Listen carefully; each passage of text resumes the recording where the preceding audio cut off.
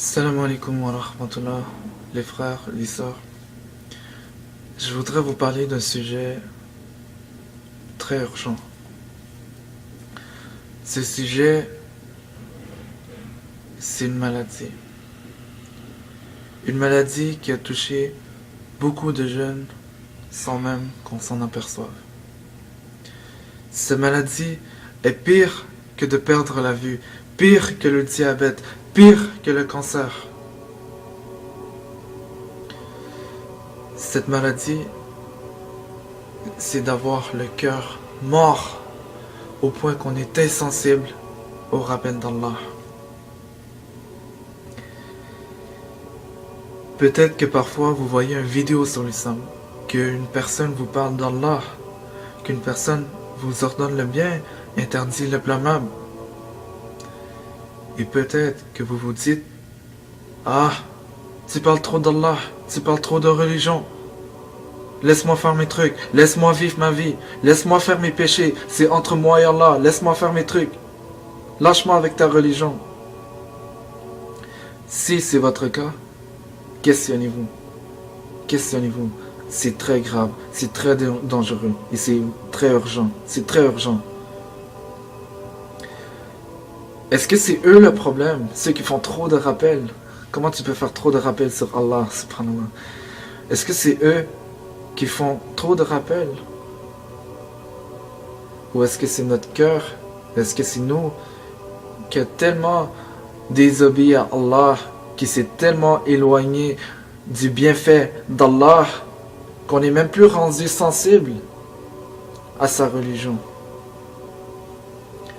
Lui, qui nous a donné la vie lorsqu'on était mort.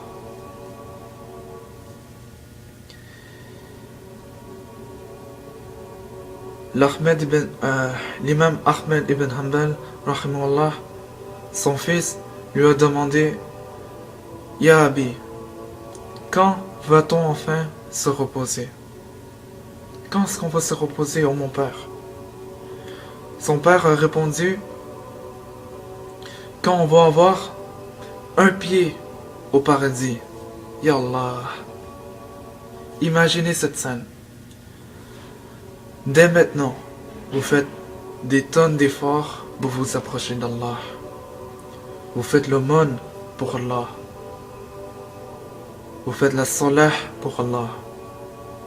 Vous aidez vos frères pour Allah. Vous aidez votre mère, votre père pour Allah. Chaque chose vous faites pour Allah. Imaginez, lorsque votre mort vient, lorsque c'est le temps du jugement et tout, et que vous rentrez au paradis, imaginez votre premier pied au paradis. Que vous regardez dans le paradis, à perte de vue, des montagnes et des montagnes de hasanat. Vous regardez à droite, des montagnes et des montagnes de cadeaux vous attendent. Vous regardez à gauche, à perte de vue, des montagnes et des montagnes de hasanat qu'Allah a préparées pour vous. Et ça, c'est seulement encore le début. Imaginez cette scène. Mais pour ça, le repos, ça va venir après. Maintenant, on doit travailler. Maintenant, on doit œuvrer. C'est le temps d'œuvrer. Allah ne nous a pas créés pour qu'on se repose dans la dunya. C'est illogique. Cette mentalité, c'est pas une mentalité de musulman ni de musulmane. C'est illogique. Rasulullah sallallahu alayhi wa sallam a dit, la dunya, cette vie, comparée à l'au-delà, est comme la goutte d'eau qui reste sur le bout de votre doigt lorsque vous le retirez d'un océan. L'eau qui vous reste sur l'index, c'est la dunya. C'est la vie d'ici-bas. C'est la dunya pour laquelle vous avez vendu le Coran. C'est la dunya pour laquelle vous avez vendu votre salah, que vous avez vendu votre religion. C'est la dunya pour laquelle vous avez accumulé les péchés et que votre cœur s'est noirci. C'est pour cette dunya que vous respectez parfois plus vos parents. C'est pour cette dunya que vous avez oublié Allah. Et Allah l'a dit dans le Coran, ceux qui oublient Allah Allah leur fait oublier leur propre personne. La question dont je me pose pour vous, est-ce que vous avez oublié votre but? Est-ce que vous avez oublié comment vous étiez venu à la vie? Allahu Akbar. Subhanallah. Je crois personnellement que beaucoup d'entre nous, on ne va pas réaliser ce grand nirma jusqu'à temps qu'une maladie tombe sur nous. On dirait que c'est ça maintenant. Et wallah, je connais beaucoup de personnes qui sont revenues à la pratique vers Allah, qui ont commencé la salah, que lorsque leurs pères ont une maladie, que leur père a décédé, que leur père, que leur mère a le cancer. Est-ce que, je veux dire, il n'y a aucun moment pour ne pas revenir vers Allah. Vous pouvez toujours revenir vers Allah. Mais pourquoi attendre qu'une maladie vous frappe pour être réveillé? Pour vous dire, ah, maintenant je comprends, je dois commencer à être sérieux. Non. Allah, il parle souvent de ceux qui sont reconnaissants, les croyants qui sont reconnaissants. Dans le bien et dans le mal, dans le bien et dans l'épreuve. Pourquoi on doit attendre une maladie qui nous touche? Soyons pas de ceux-là, soyons de ceux qui reviennent vers Allah maintenant. Pourquoi on veut perdre du temps? Pourquoi on... Wallah, même 5 minutes, vous allez regretter de perdre 5 minutes de votre vie au jugement. Vous voudrez rattraper ces 5 minutes de perdu là. Tous ces temps passés à la chicha, passés à fréquenter les mauvaises personnes. Les personnes qui, oui, c'est des bonnes personnes, mais qui vous font oublier Allah. Et l'entourage, c'est tellement important. Wallah, l'entourage, alhamdoulilah, l'entourage, ça change une personne. Ça change une personne. Commencez à fréquenter les bonnes personnes. Questionnez-vous. Est-ce que les personnes dont je fréquente m'aident à m'approcher d'Allah?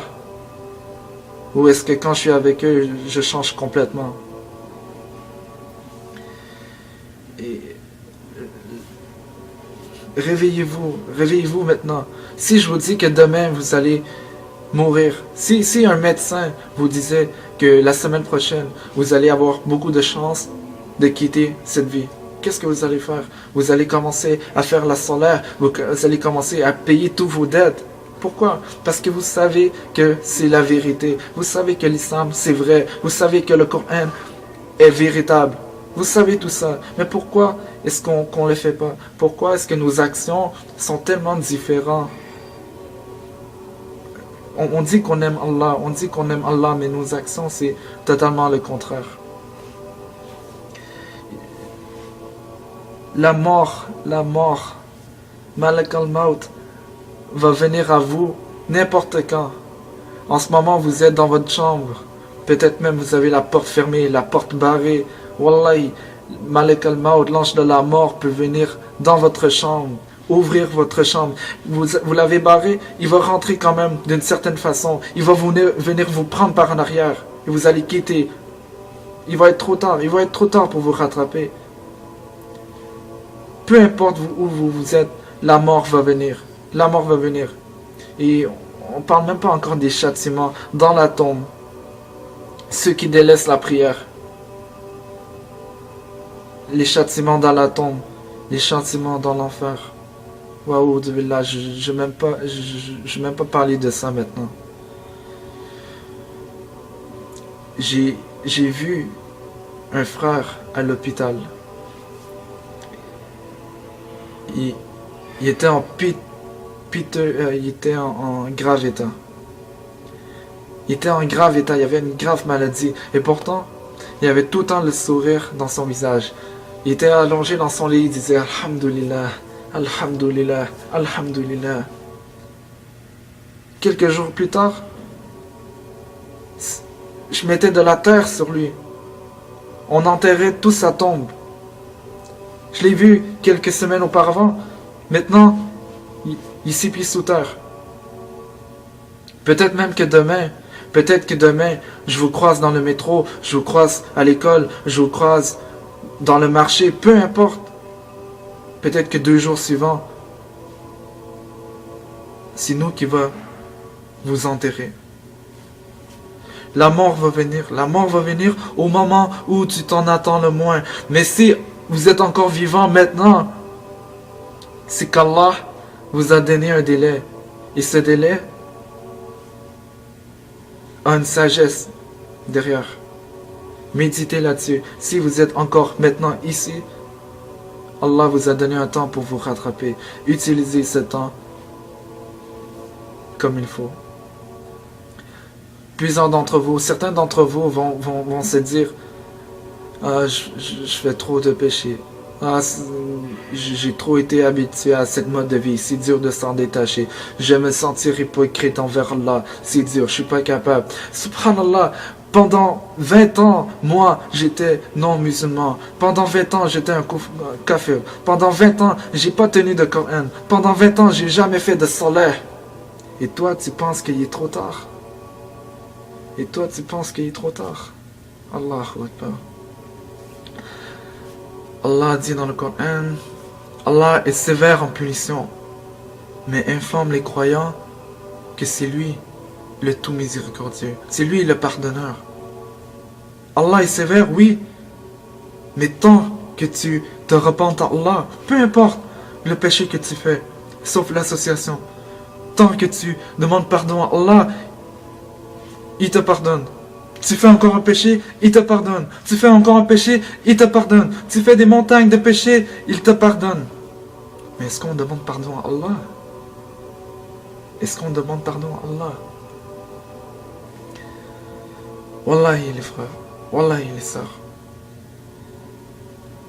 On est tous d'accord qu'on veut quitter un jour ou l'autre. On est tous d'accord là-dessus.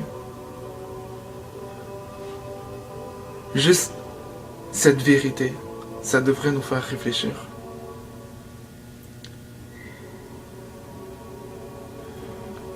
Commencez à œuvrer maintenant.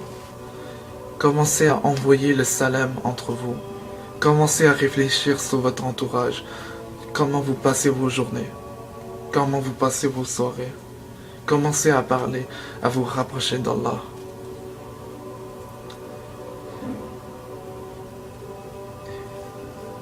Commencez à œuvrer maintenant. Imaginez le jour, subhanallah, Inch'Allah, qu'Allah fasse qu'on soit au paradis ensemble. Qu'Allah nous pardonne et nous accepte parmi les véridiques. Qu'Allah nous accepte dans sa miséricorde. Et qu'Allah nous aide à nous réveiller, Inch'Allah. Et on n'est pas plus différents les uns que les autres. Et on est tous dans le même bateau. Wallahi, on est tous dans le même bateau. Et moi, je connais mes péchés. Et vous, vous connaissez vos péchés. Et moi, je connais mes intentions. Et vous, vous connaissez vos intentions. Mais on a tous un travail à faire. Tous, chacun et chacune. Maintenant.